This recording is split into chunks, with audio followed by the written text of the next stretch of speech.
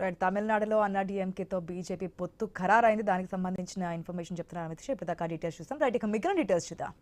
అంబేద్కర్ కోనసీమ జిల్లాపై మాజీ CM YCP అధినేత Jagan focus పెట్టారు.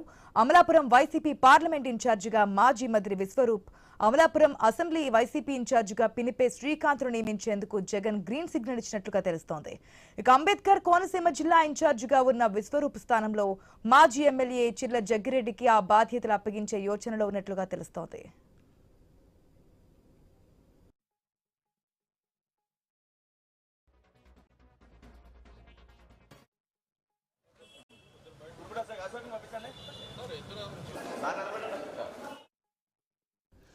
మనం చూస్తున్నాం ఏపీలో మరొకసారి అధికారంలోకి రావడానికి ఇప్పటి నుంచే వైసీపీ అడుగులు వేస్తున్నట్టుగా తెలుస్తుంది. ఈసారి అంబేద్కర్ కోనసీమ జిల్లా మీద ఫోకస్ పెట్టినట్టు తెలుస్తుంది వైసీపీ అధినేత జగన్.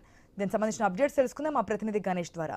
గణేష్, ఇక్కడ పార్లమెంట్ ఇన్ఛార్జ్ని కానీ వీళ్ళని కానీ నియమించే ఛాన్సెస్ మనం చూస్తున్నాం. సో ఇప్పటి నుంచే ఒక్కొక్క జిల్లా మీద ఫోకస్ పెట్టినట్టుగా తెలుస్తుంది. At the same time Ambedkar Konaseema జిల్లాలో ఈసారి మెజారిటీ మన కూటమి బలం ఏ విధంగా ఉందో, ఏ విధంగా క్లీన్ స్వీప్ చేస్తుందో కూడా మనం చూస్తున్నాం. సో దీన్ని ఫస్ట్ టార్గెట్ చేసినట్టు తెలుస్తోంది. ఇన్ఛార్జ్ల నియామకం కూడా చేసినట్టు తెలుస్తుంది. డీటెయిల్స్ ఏంటి? రాష్ట్రంలో జమిలీ ఎన్నికలు ముందస్తుగా వస్తాయని చెప్పి జగన్ ఆలోచనలో ఉన్నారు. దాంట్లో భాగంగానే జిల్లాల వారీగా పార్టీని పటిష్టం చేసే దిశగా అడుగులు వేస్తున్నారు.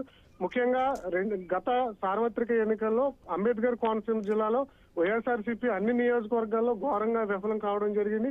ఇదే క్రమంలో పార్టీని మరొకసారి బలోపేతం చేసేందుకు జగన్ పలు నిర్ణయాలు తీసుకుంటూ ఉన్నారు. దాంట్లో భాగంగానే అమలాపురం వైసీపీ పార్లమెంట్ ఇన్ఛార్జ్ గా మాజీ మంత్రి Viswarupu, Amalapuram assembly YCP incharge గా పినిపే శ్రీకాంత్ ను నియమించేందుకు జగన్ నిర్ణయం తీసుకున్నట్లుగా తెలుస్తుంది.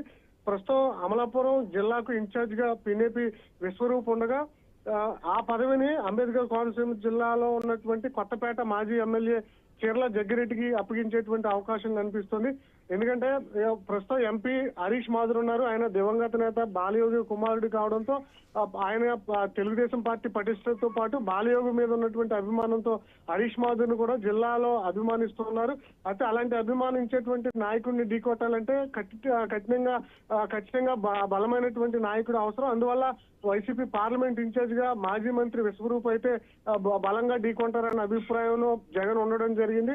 గత ఎన్నికల్లో రాపాకును మాజీ ఎమ్మెల్యే రాపాకును జగన్ ఇన్ఛార్జ్ గా నియమించారు. ఎంపీగా పోటీలో దింపారు. కానీ రాపాక ఆశించినటువంటి స్థాయిలో ఆయన పార్టీ కోసం పనిచేయకపోవడం, ప్రస్తుతం పార్టీలో యాక్టివ్ కూడా లేకపోవడంతో రాపాక స్థానంలో మాజీ మంత్రిగా ఉన్నటువంటి విశ్వరూప్ ను పార్లమెంట్ ఇన్ఛార్జ్ గా నియమించిన తర్వాత 7 జిల్లాల్లో కూడా యాక్టివ్ గా పనిచేసే విధంగా ఈ జగన్ అడుగులు వేయబోతున్నారు. కూటమికి ఉన్నటువంటి బలాన్ని తగ్గించి భవిష్యత్తులో అంబేద్కర్ కోనసీమ జిల్లాలో వైసీపీని తిరిగి పూర్వవైభవం తీసుకొచ్చే దిశగా అయితే ఈ నిర్ణయాలు తీసుకుంటున్నట్లు తెలుస్తుంది. ఆశ. Right Ganesh, thanks for the update.